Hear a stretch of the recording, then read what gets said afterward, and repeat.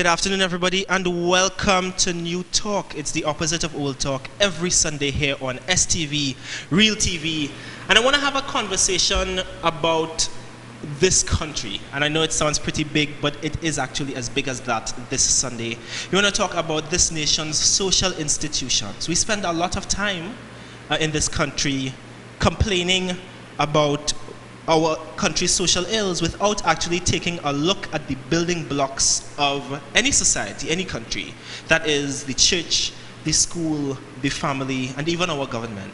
And I thought that this would be as good a time as any to have a conversation about this nation's building blocks. What are our social institutions doing for this country, and primarily our country's youth? Yeah, we spend the most of our formative years in one of these structures or the other. We obviously have to spend time with our parents and with the rest of our family. We spend the majority of our young adult years in a school system. Most of us go to church, and all of us interact with the government and politics of the country that we live in without ever actually paying attention to whether or not these systems are serving us the way that they should. So I want to have a conversation about that. And to share this conversation with me, I brought two guests, two completely new faces to STV, and a little bit familiar face. And I suppose I should start there. With me today is someone that I know technically longer than his mother, my brother Brandon O'Brien, poet, writer, activist, and he's also been with us on every single episode of The Chair. That's every single episode. Almost every single episode. Yeah, so thanks so much for joining me here, Brandon. This is your first time, surprisingly. Yeah. You give me the blight thanks. You're welcome. Also with us this afternoon is a good friend of mine, law student Chelsea Walker. Good afternoon. Good afternoon. And I actually met this gentleman not too long ago, psychologist Blaine Marcano. Good afternoon, Blaine. Good afternoon. Yeah. Thanks for inviting me. Thanks for taking the time to come in. And I want to go ahead and ask all of you all. Now, I'm going to open by saying I don't have answers to any of the questions that I'm going to ask. All of these things are things that I'm still kind of figuring out in my head, right? Mm-hmm. So I kind of need help to figure these things out. And I want to start first with the education system, because that's incredibly important to me. As young people, we spend almost all of our conscious time between the ages of 5 and 16 in school, right? We spend more time awake and listening there than in our homes within those years, right? Yeah. But I'm not convinced that it's actually that our education system is working, at least not anymore. And I don't know if anybody else agrees or disagrees with that. What do you mean by anymore? In the sense that I think when education was simpler to perform, it was working. And more importantly, when we were teaching young people civics, it was working. Right? In the sense that we were actually training young people to be participants of our democratic republic. No, we're not. And I feel like that's the problem. Like, the problem that we have to solve first when we talk about education is, for education to work, we need to determine what education is supposed to do. And we have two different answers to that depending on where the child already is. When the child is in school, education is supposed to prepare them for a job, because money makes the world go round, and if you can't buy bread, you'll die and nobody will care about you. But once you become an adult, they expect you to immediately become responsible. And those responsibilities, those civic responsibilities that we're supposed to have as citizens of a nation state, are not taught to you in school. Not even when we care about social studies and what social studies is supposed to do for a student preparing to go into the world. That social studies doesn't actually prepare you for becoming a citizen either. But we want you to become a citizen by the time you're 18. We want you to be politically responsible. We want you to care about the social state of your fellow men. But we didn't teach you any of that. So you don't know how. So you're going to go ahead and say that you think that our education system is not It's not properly doing serving that. our young people. It's not doing that. We could have a discussion about whether it's preparing you for a job, and I don't think it's preparing you for a job either. But when it comes to that, it's not doing it, in my view. All right, so Blaine taking notes. Yeah. yeah. So go ahead and tell us what you think, Blaine. I need some specifics. Education is not working, but the education system is a big thing. Right. What is not working? Or where does it fall through?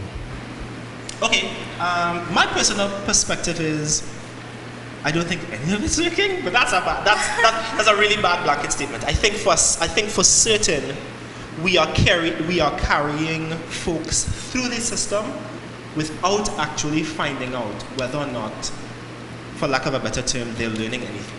In the sense that, and I can say this from experience, I've worked in multiple secondary schools in multiple capacities. I used to teach for a little bit. I do mostly arts facilitation now, performing arts facilitation.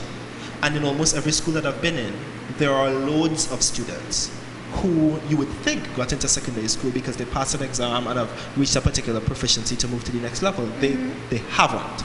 Some of these folks can't spell thief. And that's not the only and problem. are writing exams in a year. But that's not the only problem that we met. Like, a lot of the other problems that we came across, and that's why I say there are responsibilities that we assume of children that we don't actually prepare for. That there are students who have like severe issues in some way or another in their family life, in their personal life with other schoolmates, that they don't have any counselors on the campus.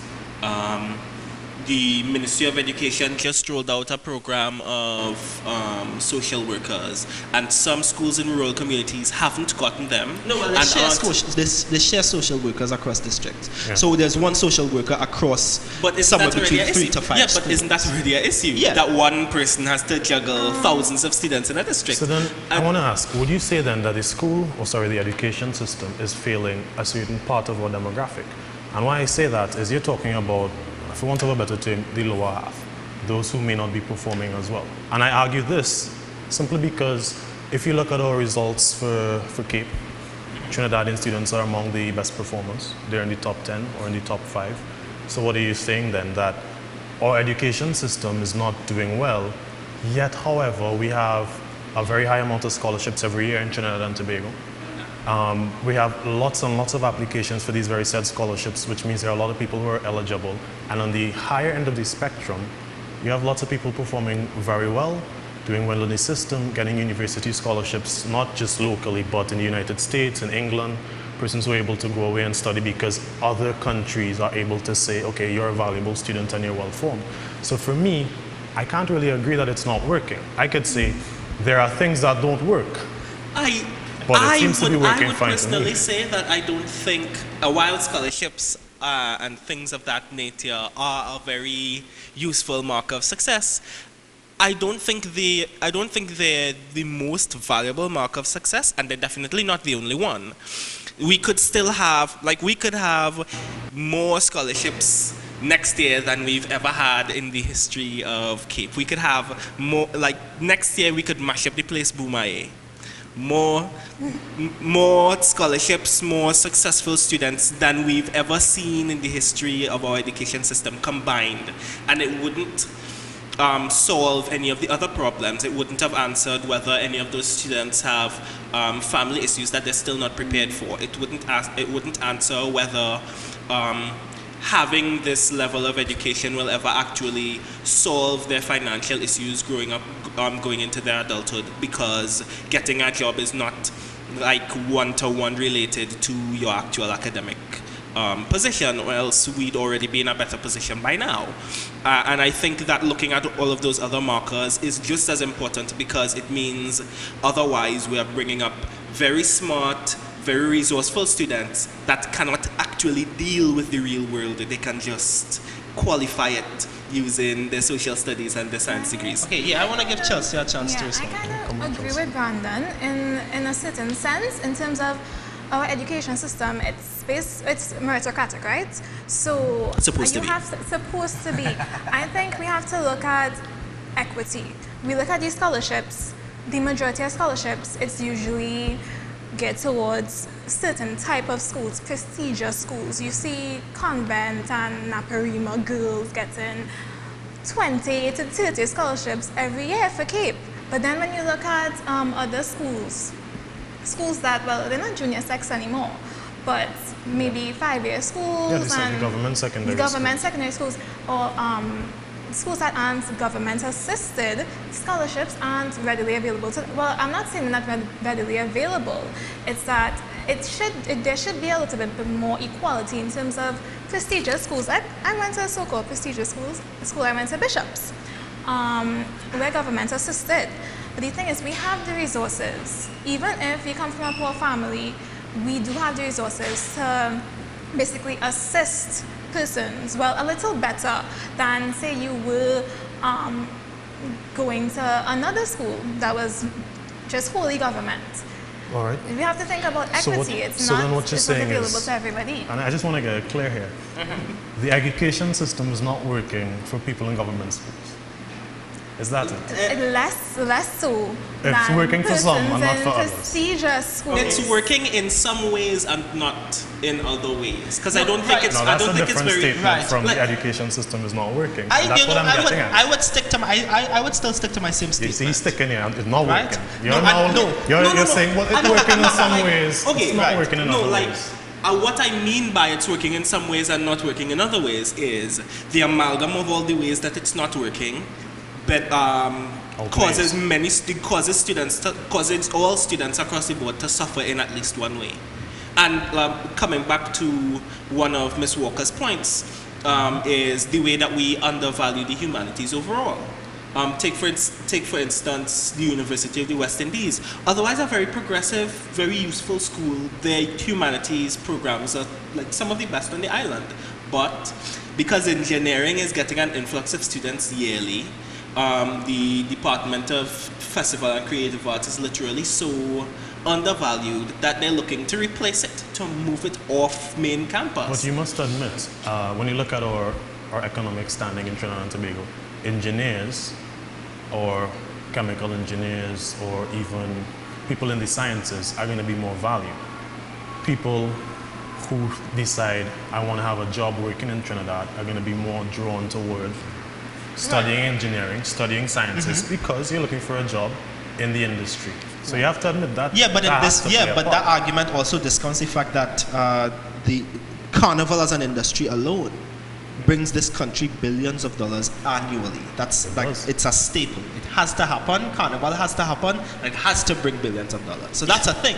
It has no right? choice. And it's part of the reason why I would stick to my previous statement about education. Right? I think it all ties in. I think the education system as a whole has broken down. I think privilege is working in ways that, I think privilege is working in ways that allows individuals to get past the fact that the education system isn't working. In much the same way that everyone finds a way to deal with the licensing office. And I'm not trying to put anybody up here this afternoon, but right, the licensing office... The licensing office it's is an analogy. broken, but people slip through the cracks. Yeah, and people find a way. You have the $200, you have the privilege to navigate the fact that the licensing office is woefully bureaucratic and corrupt.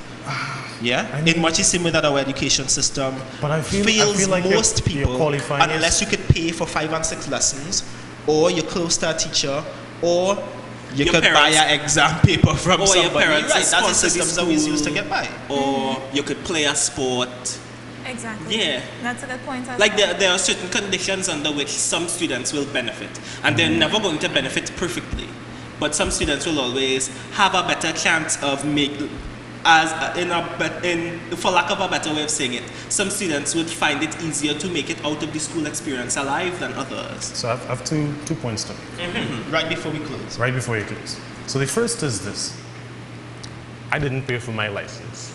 Okay, that's And I have fantastic. it. And I have it. Congrats. So I want to know if you sure you know what corruption does look like, because there are places where you cannot get your license unless you pay for it in this world. Right. So what I'm saying is, it's easy to say the licensing office is broken because men are able to pay for their license and get it.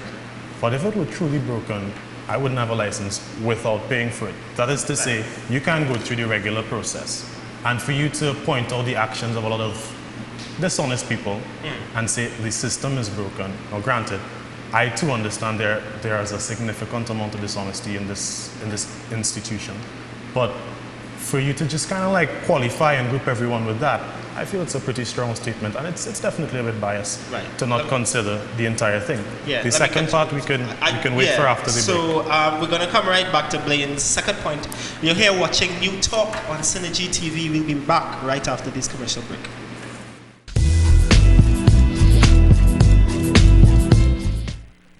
I'm Keyshawn.